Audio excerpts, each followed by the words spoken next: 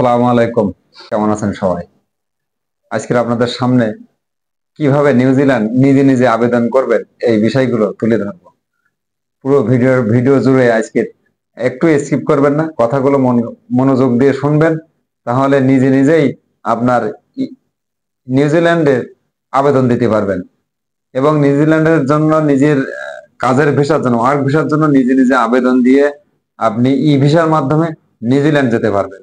সেই প্রসেসগুলো আমি আপনাদেরকে আজকের আহ, বলার চেষ্টা করব।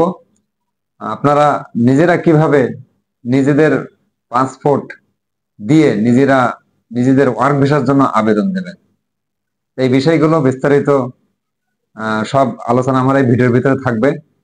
আমি আপনাদেরকে অনুরোধ করব, যারা আমার ভিডিও দেখছেন অবশ্যই আমার চ্যানেলটাকে সাবস্ক্রাইব করবেন এবং একটা লাইক দিবেন এবং প্রশ্ন থাকলে অবশ্যই কমেন্ট করবেন। আর পরবর্তী ভিডিওগুলো, নিউজিল্যান্ড সম্পর্কে পরবর্তী ভিডিওগুলো পেতে হলে অবশ্যই আমার চ্যানেলটাকে সাবস্ক্রাইব করবেন, আমার সাথে থাকবেন। আমিও আপনাদের সাথে থাকতে চাই।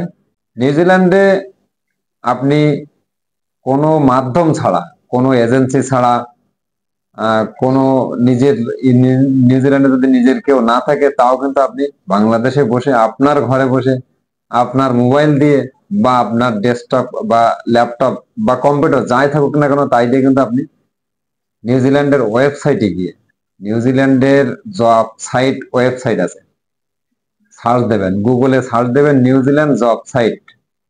সার্চ দিলে আপনার সামনে ইন্টারফেস চলে আসবে। নিউজিল্যান্ডে যেসব জব সাইট আছে, আপনি আপনার সিভি বায়োডাটা তৈরি করে আপনি সেই সাইটে কোম্পানির হোয়াটসঅ্যাপ নাম্বার আছে, ইমেল অ্যাড্রেস আছে, আপনি ওই ইমেল অ্যাড্রেসের মাধ্যমে আপনার সিভি সাবমিট করবেন। সাবমিট করার পরে আপনার ইমেল অ্যাড্রেস দেবেন, বিস্তারিত সবকিছু ওই ফরম্যাটে আছে, ওই ফরম্যাটে সিভি সাবমিট করবেন। এবং আপনি আপনার ফেসবুক দিতে পারেন, অথবা আপনার হোয়াটসঅ্যাপ দিতে পারেন, অথবা আপনার ইমেল অ্যাড্রেস দিবেন। অবশ্যই ইমেল অ্যাড্রেস দেবেন। একটা সময় দেখবেন ওরা যখন অ্যাকসেপ্ট করবে, আপনার এই সিভি যখন অ্যাকসেপ্ট করবে, তখন আপনার একটা হোয়াটসঅ্যাপে ইমেল দেবে। এই ইমেল আসার পরে আপনি অপেক্ষায় থাকবেন কবে আপনার ইমেল আসবে। যখন ওরা আপনার ওয়ার্ক পারমিট দেবে, তখন আপনাকে আর একটা ইমেল দেবে। এই ইমেলের মাধ্যমে ওয়ার্ক পারমিট দিলে আপনি তখন বাংলাদেশে যে ওই ই ভিসার জন্য আবেদন কিভাবে দিবেন, ওরা কিন্তু আপনার ইমেলের মাধ্যমে সবকিছু বিস্তারিত জানিয়ে দেবে। তখন আপনি বাংলাদেশের থেকে ই ভিসার জন্য আবেদন দেবেন।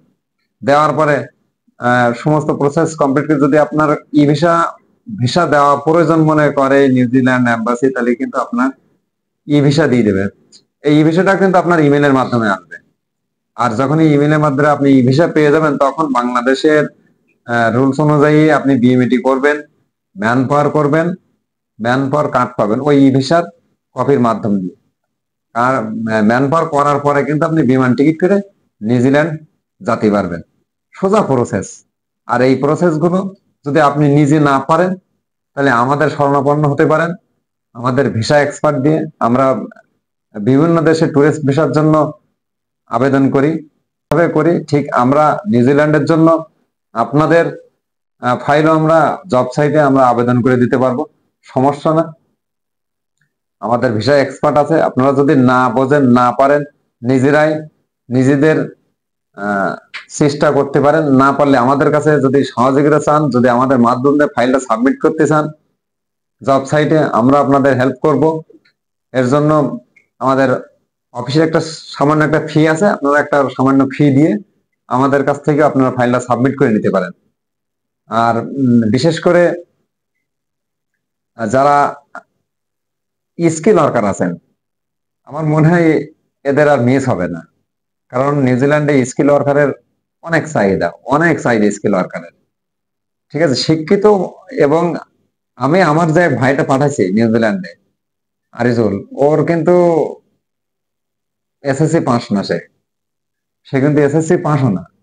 ঠিক আছে, তা এই এসএসসি পাস না, তাও কিন্তু সে ই ভিসায় নিউজিল্যান্ডে গেছে বাংলাদেশ থেকে।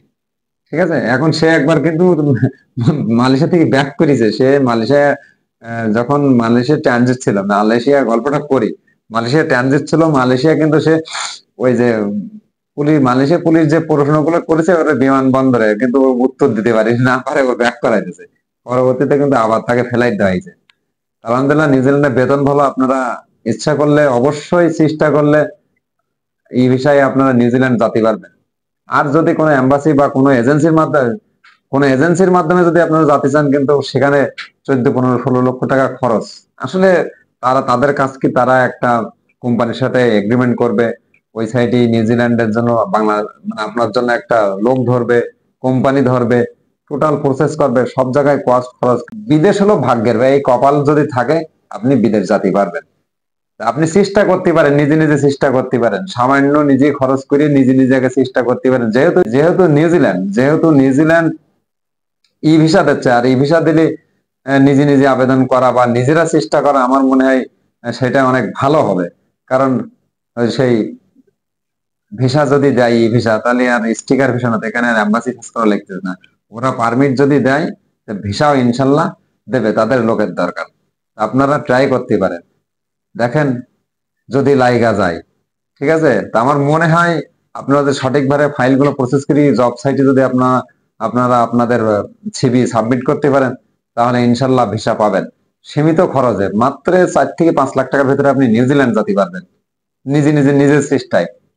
তা আপনারা যারা এসএসসি পাস অথবা পাস না, তারা চেষ্টা করতে পারেন। যারা বিভিন্ন দেশে চেষ্টা করছেন, এখানে পাসপোর্ট লিখতেছে না, এখানে শুধু পাসপোর্টের একটা স্ক্যান কপি দিয়ে আপনি আপনার সিভি বায়োডাটা দিয়ে আপনি আবেদন করতে পারেন।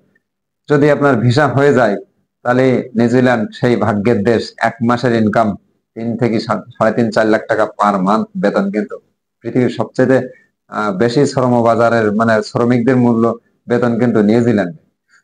তো ঠিক আছে ভাই, কথাগুলো ভালো লাগলে অবশ্যই আমার চ্যানেলটা সাবস্ক্রাইব করবেন, লাইক দেবেন, এবং কোনো প্রশ্ন থাকলে কমেন্ট করবেন। ধন্যবাদ, সবাই ভালো থাকেন। আসসালামু আলাইকুম।